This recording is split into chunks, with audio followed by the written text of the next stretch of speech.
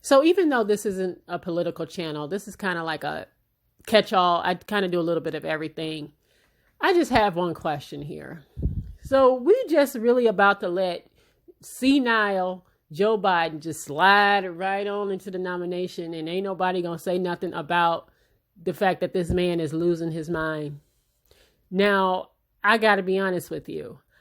I'm not crazy about Joe Biden or Bernie Sanders at this point. We're down basically to two candidates. I know that there's some others like Tulsi Gabbard. I think she's still there, but we're basically down to two candidates. And I am actually amazed at how Joe Biden is doing quite well when just, a couple of weeks ago, they didn't think he was going to survive. And that is because of the support of Black folks. And Black folks, I don't know if it's just because we have been so conditioned to just take whatever we get, or we are so afraid of reelecting Donald Trump that we're just going to just, you know what, we got to deal with this guy. This is the devil we know. And because it's the devil we know, we're just going to roll with it, even though he out here talking crazy. I mean, I don't know if you've noticed recently, but Joe Biden is showing signs of somebody that may have dementia. And I know what that looks like all too well. Some of the stuff that he's been saying, he's been doing, I'm a bit worried. I'm worried about Joe. I wasn't going to vote for him, but I am certainly worried about him. But I'm far more worried about us as Black people. What are we doing? And I think a lot of the people that have been voting for Joe are probably some of the older people that still is like, well, we know him because he was with President Obama. He's, the Joe Biden of President Obama. He was the vice president that used to go to the restaurant. He's just a regular old guy. And, at one point or another, I would have agreed with you. At one point or another, when I wasn't really paying attention to him and his policies, which I wish I would have done years ago, I wouldn't have been so quick to be like, oh yeah, good old Joe. And I am surprised that this man is basically just sliding on into the nomination without so much as promising Black folks anything. It's basically like meeting a person on the first date and screwing them, and they ain't even bought you dinner. They ain't bought you shit. They didn't have to woo you. They didn't have to pretend, that they were this and they were that. You just gave it up and you didn't get nothing, just but a wet ass. That's how I feel like this thing is going with Joe Biden, where Black people are literally giving up their vote, and he has promised you nothing. Joe Biden ain't visited no Black folks the way he used to. He ain't going to the Black churches the way he used to. Joe Biden don't even have to put nobody Black on the ticket to get Black folks to come and vote for him. He don't even have to pretend with Black people. They just show up. They just literally showed up for Joe Biden and are voting in droves for this guy. Not necessarily because they necessarily like this guy. It's most to do with the fact that we don't want Trump again, so we'll just take the devil we know, knowing that he is indeed a devil. And I'm sad that this is where we are, that we just want somebody that's even a little bit normal to just be sitting in the White House, that will take this guy, Joe Biden, who, if you really look into him, he is everything that you would think a Republican was. He just has the D behind his name. If you look at a lot of his policies over the years and some of the stuff that he has supported, he's done, he reads like a Republican. He just has a D behind his name. And the only reason that people love him as much as they do is because of Obama. And Black folks, I know you ain't going to like some of the stuff I'm about to say, but I'm going to say it because I too used to be enamored with Joe Biden and President Obama at one point or another. Back in 2007, 2008, right before President Obama got elected for the first time, I used to go out and canvass for him because I was excited. I mean, here we had the first black president. That was so exciting to me. And I would go out and I would just, I felt like do my part to try to help the political process. I took my young son out with me. We would go out. We was going like into the suburbs of Wisconsin. People weren't very friendly, okay? Because we're talking about a black man being elected president of the United States. People were not taking too kindly to that. So I've been cussed out. I've had the door slammed on me, all because of the idea that we might actually have the first black president. And we did. We elected the first black president of the United States. Not just black people, but white people, obviously, because they're still the majority, had to also take part in that voting process, that political process to get him in.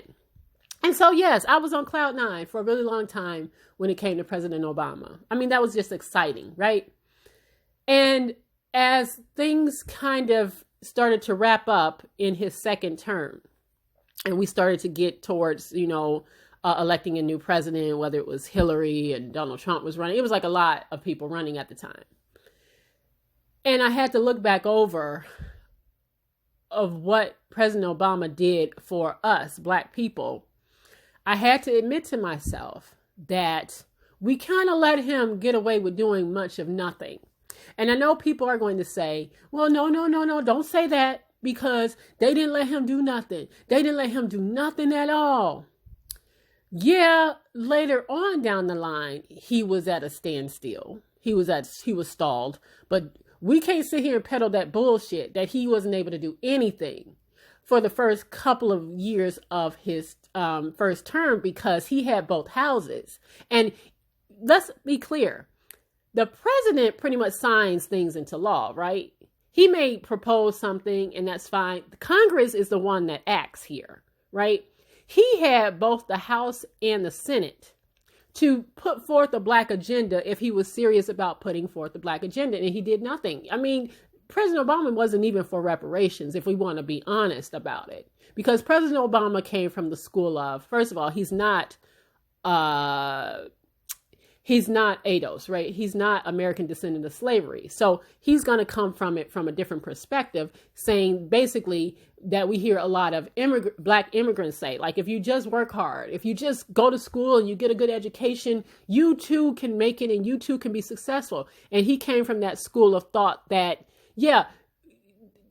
class will fix all the problems that we have with racism. If you just do well, if you pull your pants up, if you go to college, you too, we can end racism. And that's just not true. But again, I was too blinded by the fact that we had a black president in office to see what he did not do. And Joe Biden pretty much rode his coattails. So even at the end of President Obama's second term, I realized just how sorely disappointed I had been in him, because, he certainly helped get gay marriage passed, and he put two women on the Supreme Court. Neither one was black, and he had every opportunity to put a black woman on the Supreme Court, but he didn't. He didn't.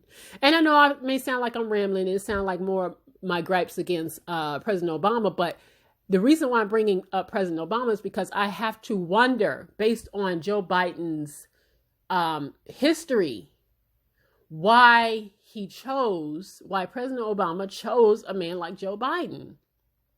He chose a man like Joe Biden because Joe Biden was, he was for the working man, the white working man. He was never for black people. And President Obama chose him because they wanted to make white people comfortable with a black man. And the only way they could make people comfortable with a black man is to put a guy like Joe Biden on the ticket, who again has a D behind his name, but really does read as a Republican. He really does. And so now here we are. We have a choice between Bernie Sanders and Joe Biden. Now, I used to, back in 2016, I was very, very supportive of Bernie Sanders. Now, I feel like we all kind of stuck between a rock and a hard place right now, because even though at some point I was certainly supportive of him, I'm looking at him a little differently, because even he has kind of scoffed at the idea of reparations, even though as a Jewish man who I'm sure his family has benefited from being paid for being survivors of the Holocaust, you would think he would understand that. But he has scoffed at it in thinking that, oh, well, if we give everybody a free college education and free health care for everybody, that'll solve everything. Again, people are choosing to ignore the fact that the racial wealth gap cannot be narrowed by education. Education class does not fix racism. And people keep doing and saying that. And Bernie has scoffed at it. And so here we are with Bernie Sanders and Joe Biden. The problem with Bernie Sanders right now, he's experiencing, is that his supporters just do a lot of yapping and yakking and talking on Twitter, but they don't show up to the polls. They don't show up. They talk a lot of shit online, but when it is time to show and prove, they don't show up. And so Bernie has a real problem here. Because say Bernie Sanders actually gets the nomination. He has to worry about the fact that these millennials probably will not show up. They talk a lot of shit. They are just shit talkers. They talk a lot of good game and they got all the words on Twitter, but when it's time to show up, they don't. Joe Biden, the thing that Joe Biden has is he has black people that just are so loyal without getting anything, without any kind of exchange, that they will definitely show up for him just because, again, he ain't Donald Trump.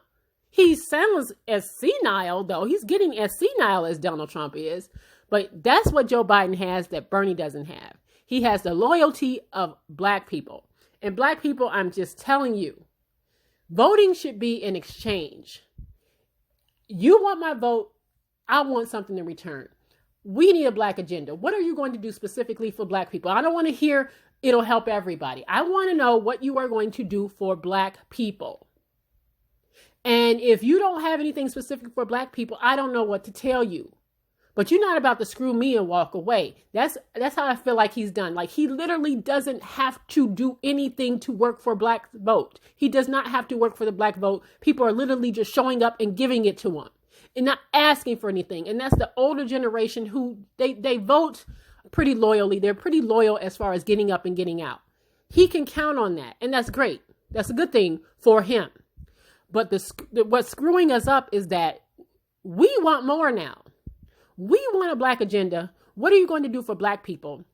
And Biden doesn't give a damn about that, because guess what? He doesn't have to care, because we're showing up for him anyway. So what do? We got Biden and we got Bernie. What do we do? And for the most part, people want Trump out of there, right? So we are stuck between a rock and a hard place. But I'm telling you right now, voting should be an exchange. It should not be a gift to anyone, to any one of these guys. So whoever you have decided to vote for, that is your business. That's your right to do so. I'm not even telling you not to vote. I wouldn't do that. I'm more of the line of the philosophy of that voting is definitely local. So I do care about the local judges, the people that take care of my community, those kind of things, enact that kind of stuff in my community. That stuff is important, and people should care about that stuff. Absolutely care. But this is just fucked up, that these are the two people that we're left with. Marianne Williamson, Tom Steyer, the guys that actually talked about reparations, they didn't even have a chance. And now we're stuck with these two old white men who I personally don't feel like they need to have a black agenda. They just don't, because we're just handing it over to them and they don't have to give us anything. And we have to think about that. When you go to the polls, you got to think about that you don't have to, they don't have to give you anything. They want it all, but they don't have to give us as black people anything. And we got to think about, are we going to do this again? We keep doing it over and over and over again, and they keep ignoring us, but they expect us to get out and vote for them. What are they going to give us? I'm just kind of tired of it at this point, guys. I really am. But I just wanted to share that with you guys. That was my vent, my thoughts this morning. Go ahead, like, comment, share, and subscribe. And I guess I'll see you guys on the next video. Have a good day, guys. Take care.